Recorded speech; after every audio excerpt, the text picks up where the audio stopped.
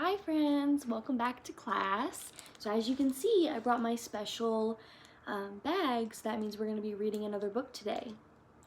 So why don't you please put your things away and come to the carpet with your partner and show me that you're ready to start reading today's book. Okay, now that we're all here, did you all remember to look at the clouds yesterday on your way home? Good. Okay, so you all are going to turn and talk to your partner and tell them about all the different clouds that you saw, what shape they were, what color, how many. I'll give you guys a second. All right, so today's book is Cloudy with a Chance of Meatballs by Judy Barrett and drawn by Ron Barrett. So have anybody seen the movie Cloudy with a Chance of Meatballs? You have! Good, lots of you have. Okay, do you remember yesterday when we focused a lot on setting in class? The setting of a story? Yes. Okay. So, can anybody tell me what the setting of Cloudy with a Chance of Meatballs, the movie, is? Like the name of the town, maybe? Chew and Swallow, yes. So the setting is actually going to be the same for the book as it is the movie. And we also talked about plot yesterday. We looked at our plot diagrams, we looked at the 5 different parts of plot. Can anybody tell me the 5 different parts of plot? Yes.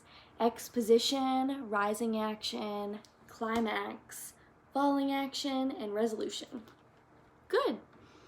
Okay, we are actually going to take a little picture walk through the book so we can get some clues on the setting and the plot before we read. And you all can actually make some guesses about what you think the book is going to be about by looking at some of the pictures, okay? Alright, so this is actually the first picture of the book. Can anybody tell me what they think just by looking at this first picture? Maybe by the colors that are in the book. Yeah, they're black and white. Okay, so hold that thought. We're going to go to a different page. Now look at these pictures. Can you tell me what is maybe the same and what is different from the picture we just saw? Yes, so it goes from black and white into more colorful. So wonder why that is. We'll see when we read. But now, just turning the page, look at all the different colors that are in this book. So it goes from black and white to really colorful. Some colorful pictures in this book. And then skip to the end. Kind of goes from a little bit of colorful to black and white again. So I can't wait to read and figure out why, but you all can turn and talk to your partners right now and see if you all have the same ideas or guesses on the setting and the plot for Cloudy with a Chance of Meatballs. Okay, I'll give you guys a few seconds and then we will start reading.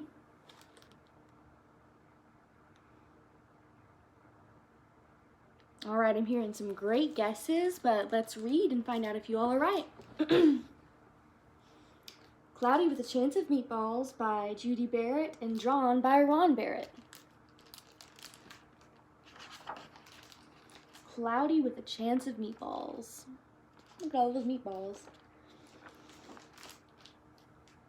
We were all sitting around the big kitchen table. It was Saturday morning, pancake morning. Mom was squeezing oranges for juice, Henry and I were betting on how many pancakes we each could eat, and Grandpa was doing the flipping.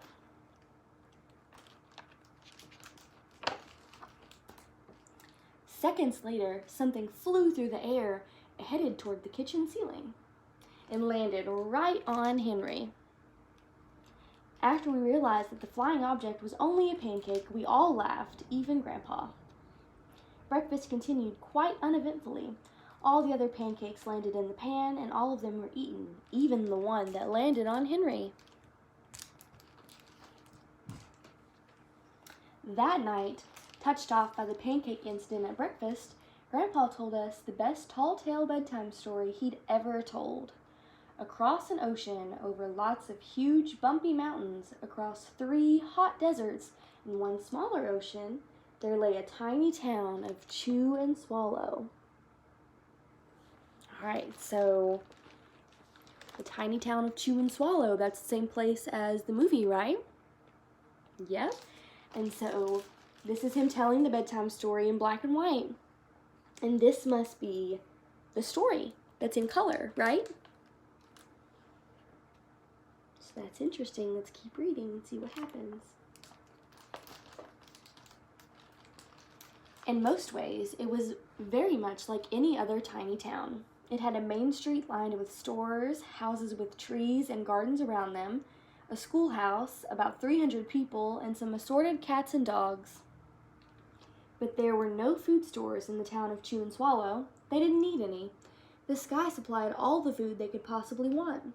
The only thing that was really different about Chew and Swallow was its weather. It came 3 times a day, at breakfast, lunch, and dinner. Everything that everyone ate came from the sky. So if we had weather like that here in Owensboro, what would you want to be raining from the sky? Raise your hand.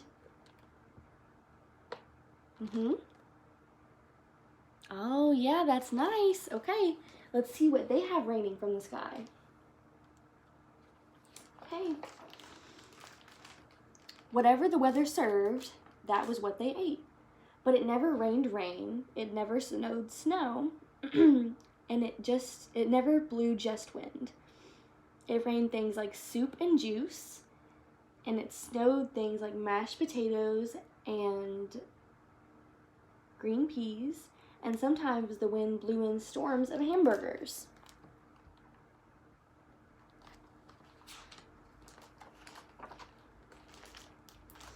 The people could watch the weather report on television in the morning and would even hear the prediction for the next day's food. When the townspeople went outside, they carried their plates, cups, glasses, forks, spoons, knives, and napkins with them. That way, they would always be prepared for any kind of weather. If there were leftovers, and there usually were, the people took them home and put them in their refrigerators in case they got hungry in between meals. I do like a good snack between my meals. I'm sure you all do too. The menu varied. By the time they woke up in the morning, breakfast was coming down. After a brief shower of orange juice, low clouds of sunny-side-up eggs moved in, followed by pieces of toast, butter and jelly sprinkled down for the toast, and most of the time it rained milk afterwards. For lunch one day, frankfurters, already in their rolls, blew in from the northwest at about 5 miles an hour. There were mustard clouds nearby. Then the wind shifted to the east and brought in baked beans. A drizzle of soda finished off the meal. Do y'all see that? So over here, the food comes raining down and it gets caught in things like trees. But then this is Ralph's Roofless Restaurant. So he's taking advantage of all that food falling from the sky, so he didn't put a roof, so all the food just falls onto their plates. And if you've seen the movie, this happens in the movie too. Okay. Dinner one night consisted of lamb chops, becoming heavy at times, with occasional ketchup. Periods of peas and baked potatoes were followed by gradual clearing, with wonderful jello setting in the west. The sanitation department of Chew and Swallow had a rather unusual job for a sanitation department. They had to remove the food that fell on the houses and sidewalks and lawns. The workers cleaned up things after every meal and fed all the cats and dogs. Then they emptied some of it into the surrounding oceans for the fish and turtles and whales to eat. The rest of the food was put back into the earth so the soil would be richer for people's flower gardens. So, the sanitation department, you know what that is? That's usually what, cleans the streets and keeps the city clean. But in their case, they're having to clean up all that leftover food. So look, they have a plate that they put it onto using a fork and a spoon. They dump it into that big bowl.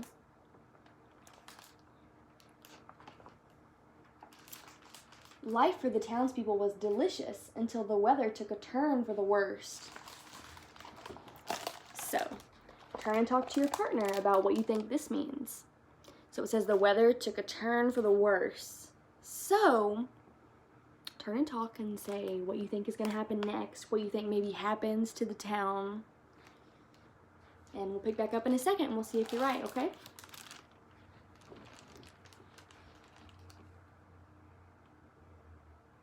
Okay. One day there was nothing but gorgonzola cheese all day long. The next day there was only broccoli, all overcooked. The next day there were Brussels sprouts and peanut butter with mayonnaise. Another day there was a pea soup fog. No one could see where they were going, and they could barely find the rest of their meal that got stuck in the fog. Look at all those different foods.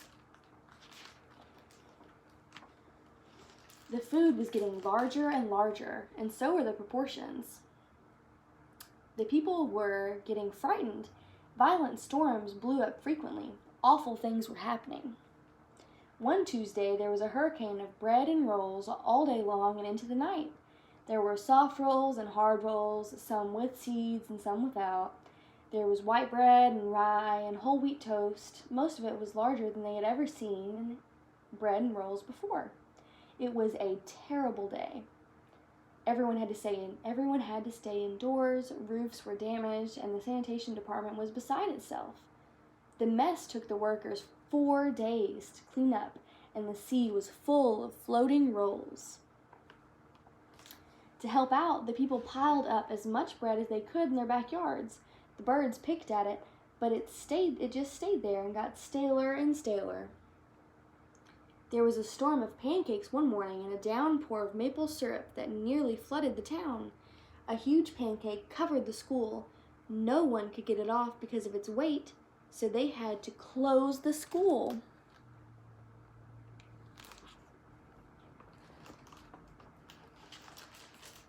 Lunch one day brought 15-inch drifts of cream cheese and jelly sandwiches.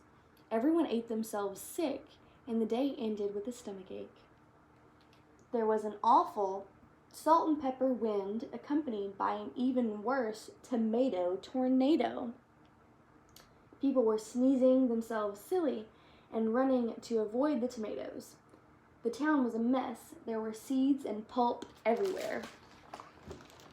So based on what's happened so far, when it said the weather got worse and worse, it really did, you know. The food itself got bigger, the portions got bigger, and even the weather got worse, you know. It went from wind to tornadoes.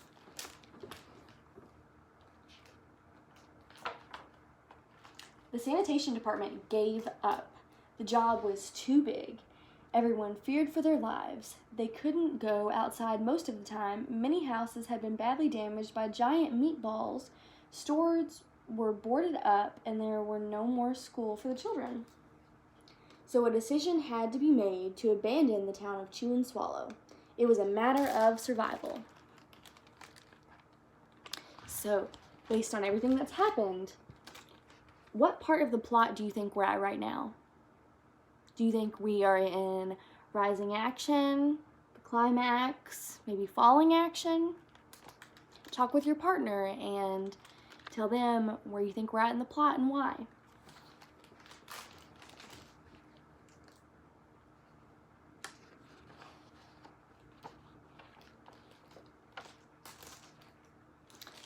The people glued together giant pieces of stale bread and sandwich style with peanut butter, took the absolute necessities with them, and set sail on their rafts for a new land. Look, they had so much food, and it was so big that they could use it for boats. Crazy. After being afloat for a week, they finally reached a small coastal town which welcomed them. The bread had held up surprisingly well enough for them to build temporary houses for themselves of it. The children began school again, and the adults all tried to find places for themselves in a new land. The biggest change they had to make was getting used to buying food at a supermarket. They found it odd that the food was kept on shelves, packaged in boxes, cans, and bottles. Meat that had to be cooked was kept in large refrigerators. Nothing came down from the sky except rain and snow. The clouds above their heads were not made of fried eggs. No one ever got hit by a hamburger again. And nobody dared to go back to Chew and Swallow to find out what had happened. They were too afraid. Henry and I were awake until the very end of Grandpa's story. I remember his goodnight kiss.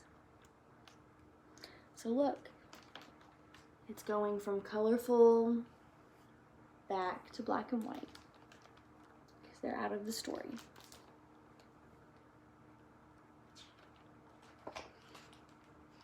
The next morning, we woke up to see snow falling outside our window. We ran downstairs for breakfast and ate it a little faster than usual so we could go sledding with Grandpa. It's funny, but even as we were sliding down the hill, we thought we saw a giant pat of butter on top, and we could almost smell the mashed potatoes. Why do you think it says that? Because in Chew and Swallow, what did they have instead of snow? Mashed potatoes, yes. Okay. The end. All right. So, were your predictions right about the plot and the setting? Turn and talk to your partner, and you all can talk about your predictions and if they were right and what you thought about the story. Now we are going to have a little review before we get started on our assignment. So, can anybody tell me what comes first in plot? We just talked about it. Exposition, yes. Now, can you tell me what happens in the exposition? Yes, it's the beginning of the story where the reader learns background knowledge, such as characters and setting. And remember, we talked about characters a couple days ago, and we talked about setting yesterday. So today we're going to talk about plot. All right, what comes after exposition? Rising action. Yes, can you tell me what rising action is? Rising action is all the events leading up to the main problem or conflict. Yes. All right, what happens after rising action? Climax. Yes.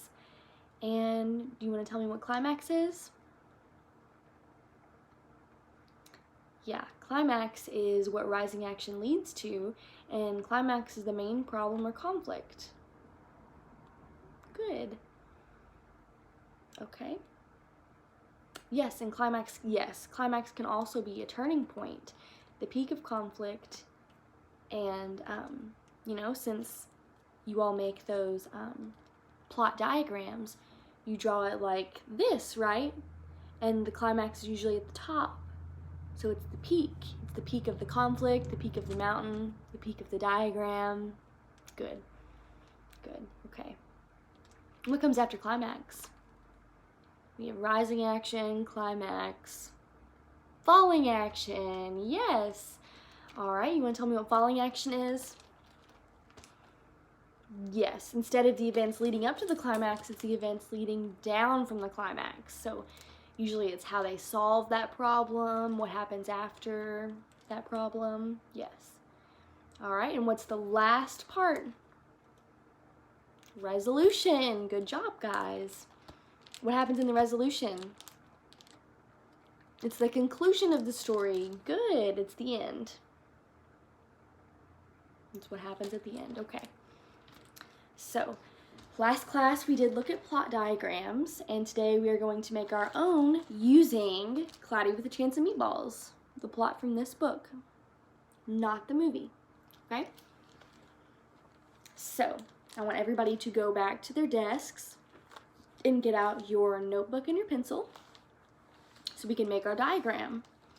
And if you need any help drawing your diagram, just ask your friends or you can ask me, okay? Alright, now that we've made our diagram, it's time for you all to fill it out.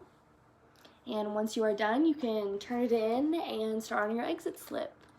Your exit slip is just, you're going to illustrate what you would want the weather to look like if you lived in Chew and Swallow. So it could be your favorite food or just something that you think would be fun. And your exit slip is not for a grade, so I want you all to focus more on your assignment, making your plot diagram, than your exit slip. But if you do happen to finish early, I really want you all to spend the rest of the time working on the exit slip, but definitely spend as much time as you need on your assignment, okay? Don't worry about your exit slip.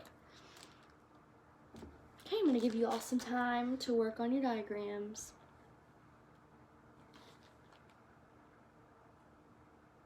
Alright, everyone has turned in their assignments and everyone should be working on their exit slips. Do not turn yours in to me before you have colored it and done everything possible that you can do to make it better. But don't worry if you don't have enough time, if you just finished your assignment. The exit slip is not going to be for a grade. But once you are done with your exit slip, turn it in to me, and I might post some tomorrow around the room.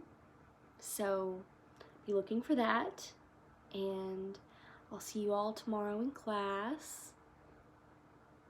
Alright, everybody has turned in their exit slips. It's time for class to be over, so have a great day, and I'll see you all tomorrow.